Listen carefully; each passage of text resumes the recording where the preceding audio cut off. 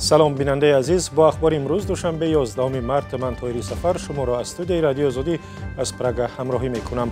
در ابتدا سرخط چندی از خبر و گزارش های برنامه. عملیات به ضد قانون شکنی و با نقض حقوق مهاجران در روسیه، نیروهای عمان به بازارهای لوبلینا در مسکو یورش بردند. سوری نیسا جورایی و همسر محمد علی حییت، یکی از رهبران حزب ممنوع نهضت اسلامی، میگوید شوهرش را در زندان عذاب و شکنجه میکنند. دیگه منم گفتم که خیلی بعد این صحبت ممکن شما را با لک تکوب کنند و گفت دیگه برای من فرق نداره. یک خبرنگار هلندی میگوید ملا عمر رهبری طالبان که سالها کجا بودنش معلوم نبود در افغانستان در نزدیکی یک پایگاه امریکایی زندگی میکرد.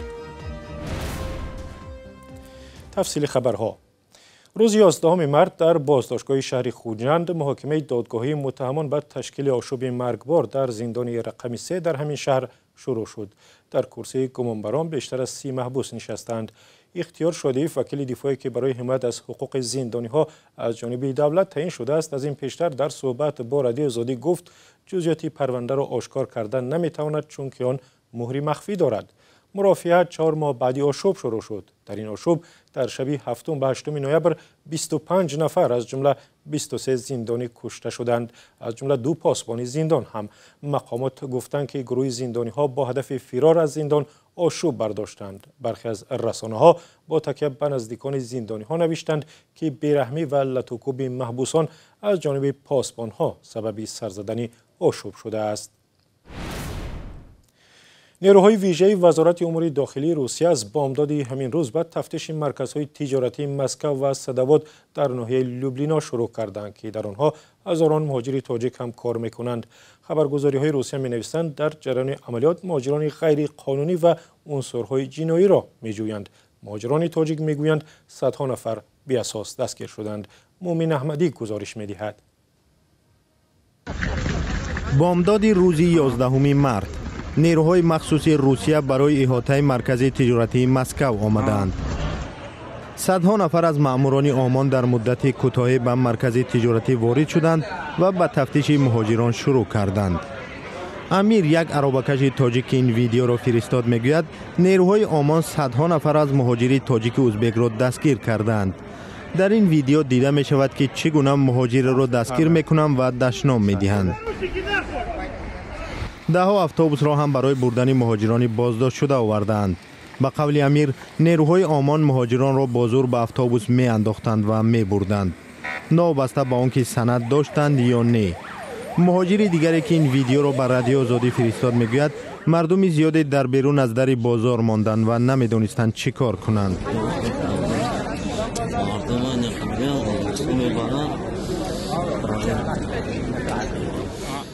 خبرگزاری‌های روسیه نوشتند که عملیات در مرکز تجارتی مسکو در ناحیه لیوبلینا را ماموران میلیسا برای پیشگیری از قانون شکنی انجام می‌دهند. عملیات در ارتباط با مناقشه روز 8 مارس در یک ناحیه نزدیک به لیوبلینا صورت می‌گیرد که در نتیجه آن 3 نفر جراحت برداشتند.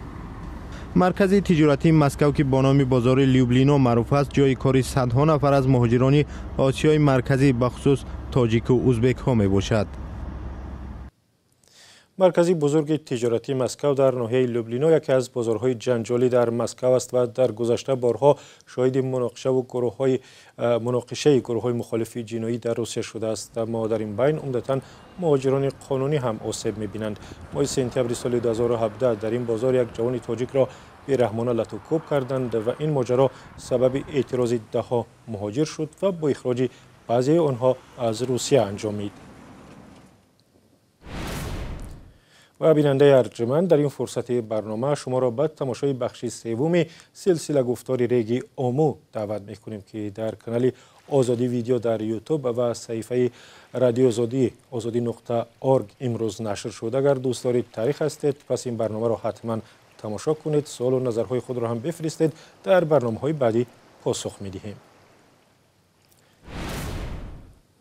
همسر محمد علی حییت، یکی از رهبران حزب ممنوع نهضت اسلامی، میگوید به دادستانی کل تاجیکستان و وزارت عدلیه درباره بدرفتاری پاسبانان زندان با شوهرش شکایت برده است. سورینیسا جورای و روز 11 مارت در صحبت با مولا رجب یوسفی خبرنگار رادیو آزادی عریضه شکایتیش را نشان داد و گفت آثار شکنجه را خودش در سر و روی شوهرش دیده است. ما هم روزی 9 وی رفتیم و خرید داشتیم. شوهرم اما هنگام ملاقات شکایت در وی داشتن.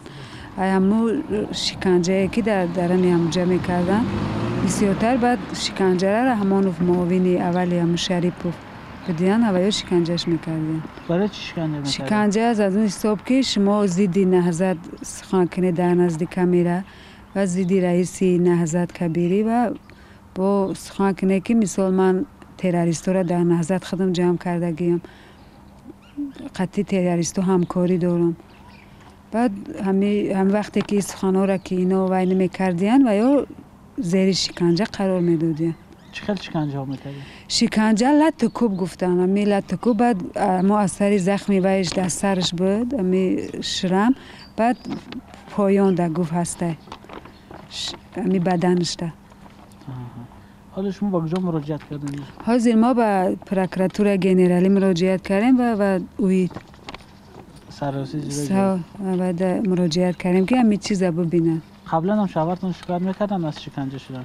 نه راستی نمیکردن. برای همین من سوال دادم که برای چی ما هر وقت می اومدیم و نمیکردیم و یا گفتن که من گفتم که بهبودی میشه و ما را جواب میتیم بگنایم که روز به روز زیادتر شکنجه کردن. برای همین بعد با روز همین 6 فوریه سکته دل گرفته بودیم. 10 شبانه روز گفت در حالت وزنین گرفتار بودم. هیچ کس به ویم نرسید، رسیدگی نکرد، دارو و درمان هم نکردن.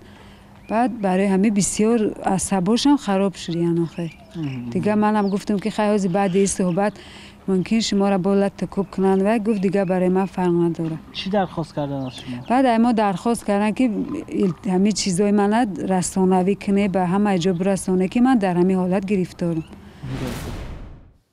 رادیو آزادی بعد از ادعاهای سورینیسا جورای و بم منصور جان عمروف معاون رهبر اداره زندانها مراجعت کرد تا نظر او را درباره احتمال شکنجه شدن محمد علی حیید پرسد. او گفت باور نمی کند که با این زندانی تاجیک بدرفتاری صورت گرفته باشد. اگه محبس است دیگه اینجا شرایط سخت، شرایط سوس ندارد. همه خط یخل است، همه در یک شرایط محبسی هستن. من از او شکنجه رو تمام باور نمیکنم. اساس داشته باشد گفتم که پروکراتور گنرالی است، مودم مراجعه کن رسمی برای همین شکنجه از اون میگم باشد گزارش و عرضه نیست. ما میبینیم یگون پرابلم نیست. من شخصا خودم میسنجم.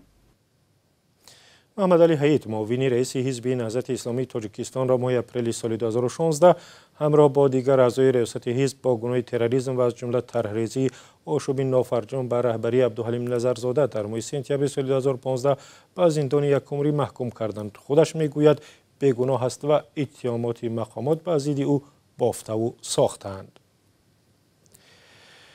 بینندگان عزیز، رقم مخصوصی ما در وایبر و واتساپ همچنان در خدمت شما هست. اگر میخواهید خبر و عکس و نوار شما در برنامه خبری رادیو آزادی نشر شود پس با ما تماس بگیرید.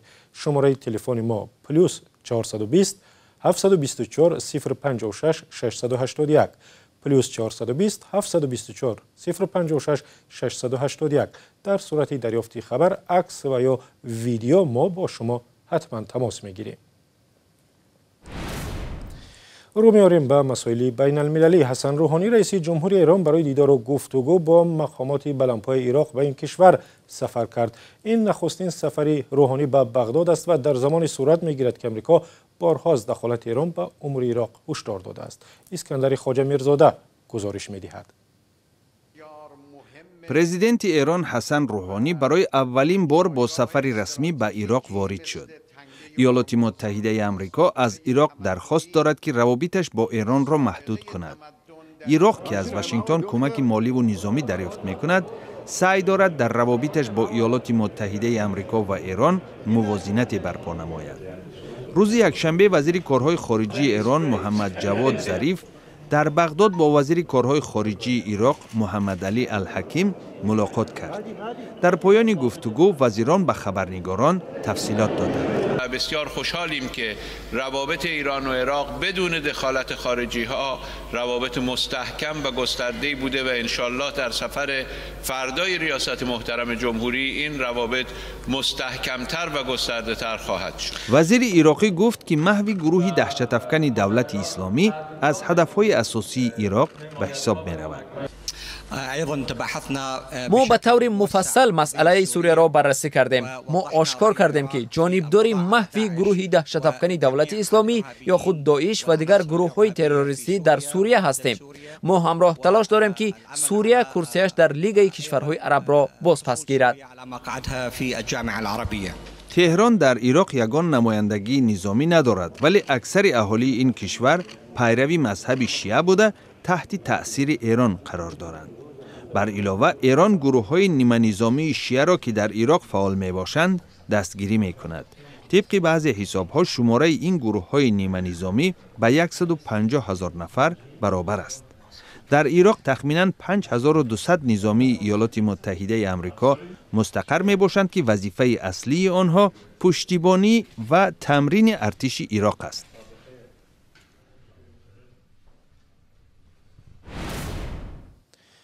صحبت دیگری برنامه از یک کشوری همسایه با تاجیکستان است. یک خبرنگاری هلندی میگوید بعد از تقریباً 5 سال تحقیق و جستجو در افغانستان معلوم کرده است که ملا عمر رهبری طالبان در افغانستان بود و بعد از سقوط طالبان در سال 2001 به جای نرفته است.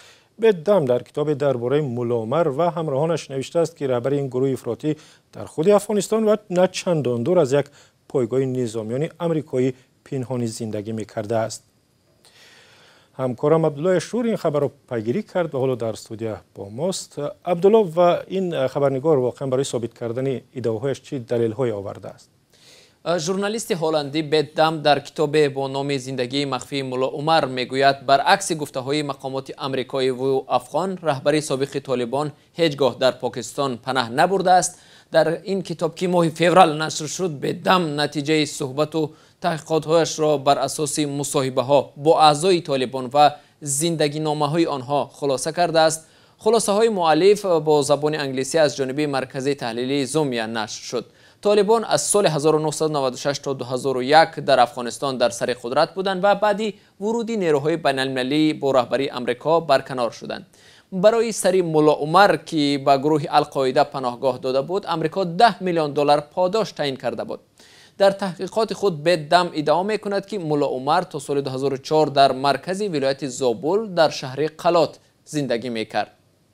و عبدالله، در همین مکان آمریکایی‌ها پایگاه نظامی داشتند و پناهگاه ملا عمر همگی چند کیلومتر دورتر از پایگاه قرار داشته است و در اینجا گفته می‌شود که در اوج جنگ‌ها در این پایگاه حدوداً 1000 نظامی از آمریکا و دیگر کشورهای عضو ناتو در پایگاه مستقر بودند.